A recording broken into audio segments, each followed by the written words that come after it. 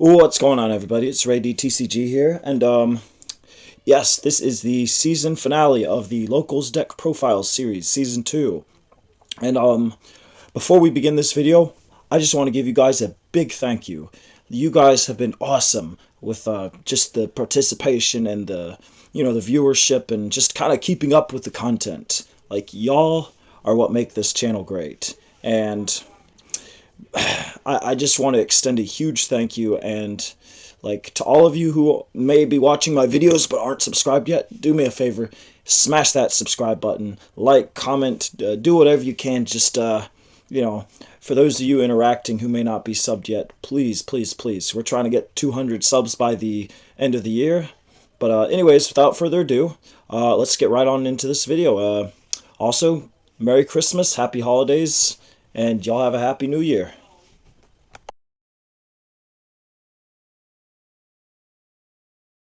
I got my boy Thomas. He's let's just say he makes some pretty interesting decks in what, 45 minutes or less, right? Yeah, usually. Yep. So without any further ado, let's check out what he's playing. Thomas, what are you playing here? Cool. So I played White Forest Fiendsmith today. Okay. I want to play the as main and stuff, but I didn't have the stuff to play it, so I just decided on this instead. But I guess we'll just jump on in. So first with the Fiendsmith stuff, there's just the one Lacrima, and then 2 of the Engraver, and then 1 of the Lurie. This is all pretty standard. People play these cards all the time, so not a shock. And then I actually only play 1 effect failure, mainly just because it's searchable with the White Forest combo. So it's pretty cool just to add in. Ends to the end board, pretty cool. And the next engine is the Toy engine. For that I'm playing 2... Oh, nice, man. 2 Toy Soldier and 1 Toy Tank. I personally like these ratios. 1 and 1. Usually, like, one of these will get banished off of like a Bastille or something. So personally, I think it's a lot better to run 2 Toy Soldier, especially with the Bellstar. Yeah. I'm not running her, but if you were. Then for the actual White Forest engine, I play 1 Russia, 2 Sylvie, and then 3 LZ, and then 3 Esteller. Again, this is pretty common that people will play for White Forest. She's definitely your best starter. Although off of LZ plus 1 of the Toy Soldiers, you can easily make Dragoon before your normal summon, which is really nice. And then those are all of the monsters that I'm running.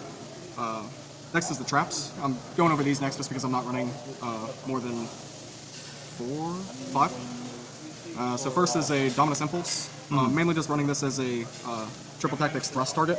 It's really good just to add on to your end board just for certain circumstances. Then we're running 1 of the Angel Statue Azarin, just a set off of the Sailor Hat Rabbit. It's probably one of the better ones. And then I'm running 2 Infinite Impermanents. So along with the effect failure, it's 3 hand traps in total. I decided to go with Board Breakers because White Forest needs a lot of spells, or traps. And speaking of White Forest, the 3 White Forest spells and traps I'm playing are Beware, Tails, and then the Woes. I don't know if a bunch of people are playing Beware, but it is an amazing card. It definitely came up multiple times today, saved me from more than one thing, so I would definitely suggest playing Beware. Need as many White Forest spells and traps as you can. And then as far as the spell cards, it's a lot of them. Most of the deck is spell cards because they run with the White Forest cards so much. So we're running 3 Triple Tack. Don't need to say much about it, it's a great card. Same thing with Rust. Go get your reprints. They're not expensive anymore, so definitely should put them in your deck. Then I'm running 3 Droplets as part of the Board Breakers. And then for my Triple Tactics Thrust targets, I have a bunch of crazy one-ofs, really just broken spell cards in the game. Harpy's Feather Duster, Raigeki, Change of Heart, Rhoda to search out the Toy Soldier, and then Dark Ruler No More. Another great card. Definitely suggest running it because you're never gonna always go first. So you definitely need to have some sort of plan 2 strategy. Yeah, you gotta have some. Gotta have a plan B. Some. Exactly. Some defenses, man. On top of that, all of the Board Breakers that you run with the thrusts really help a lot when going second. Yeah. And then to wrap up the main deck, we have our 3 Toy Box, and then the 1 Trapped, and then a Call by the Grave. Never play a deck without Call by. Oh, never. So that is the main deck. What you got in the extra deck there? So in the extra deck, it's pretty tight. You have a little bit of leeway depending on how much of the Fiendsmith stuff you want to run. But I'm running a Requiem, a Necroquip with Caesar, as well as Sequence and Desiree. I just decided to go full in because, like I said, I'm not playing the Azamina cards, so I had 2 extra deck spots that I could fill in, so I figured Caesar's a pretty good card. But everybody plays these cards with Fiendsmith, so. Then, for the links, there's Silhat Rabbit, Moon to get into the Fiendsmith stuff, and then SP. SP is just too good of a card to play, to not to play, I mean. And Silhat Rabbit, definitely with the Azarin statue, it makes your end board just a whole lot better. Then, as far as the synchros, I'm playing Chaos Angel, busted card. And then the 3 White Forests, Rasilia, Silvera, and Giebels. This card is absolutely nuts. This is the best card that White Forest has, period. This card does almost everything we need to for the deck. It's so good. And then the last 3 cards I'm playing are Muddy Mud Dragon, Albion, and Dragoon. And that's what gets you into Dragoon. Yep. So any the White Forest is just a 4 and a 2. Makes Muddy. You fuse this with one of the toy soldiers, which is a light, or just any light monster you may have. You go into Albion, banish the 2, and make Dragoon. Oh yeah, man. Yep, you're pretty much insulated from Nib at that point. But yeah. I guess last but not least, let's see that sideboard. I noticed, if I may, that your sideboard actually helped you win your very last game. Oh yeah, it did, and also the game before that as well. I'll get to the specific cards that did help me. But in the sideboard, it's just 1 Underworld. I actually run this because of Ray. He's always running Psychic Gem Punisher, and I need an out to it. That's literally one of the few outs to Psychic End Punisher. Yeah, for sure. So definitely need to run that just because of you.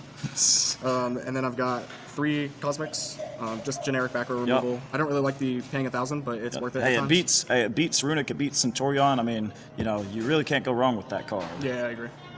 I only pulled 1s of these, so it might look a little weird, but I'm running 1 Perilia and 1 Fulos.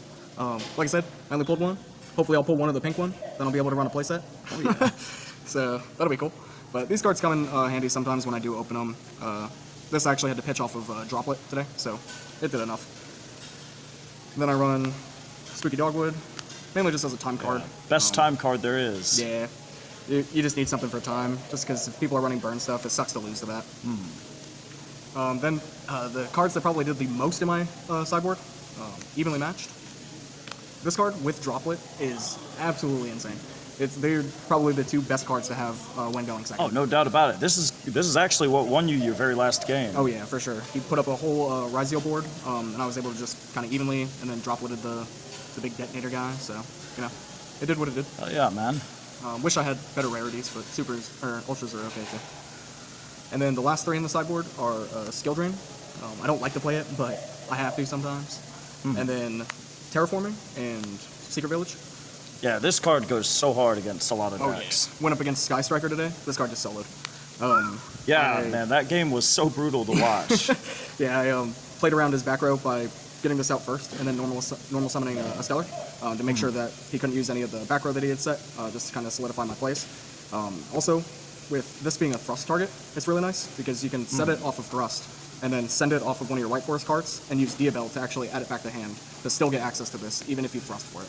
Wow, man, that's pretty solid. But that was pretty cool, man. Do you have any shout-outs you want to make? Yeah, definitely shout out Guy. Wouldn't be where I am as far as Yu-Gi-Oh! Oh, hey, look, today. there he is. Look, I'm hanging around. He definitely has taught me almost everything that I know. Brought me into the game when I first started at Side Deck, so definitely shout out to him. Shout out my girlfriend Riley. She's always supporting me. So. Well, man, the YCS in Florida's coming up. We also got a couple regionals, so yes, as a member of our unofficial team, I really hope to see you do well at all those events. But I appreciate you being on the channel, and not only that, but this is the season finale of my Locals Deck Profile series. So nice. To all of you who have been tuning in, thank you so much. Y'all are what make the channel great. Please subscribe. Yeah, pretty much. And Thomas, would you like to do the honors of closing us out? Sure. I guess. With that being said, pass turn.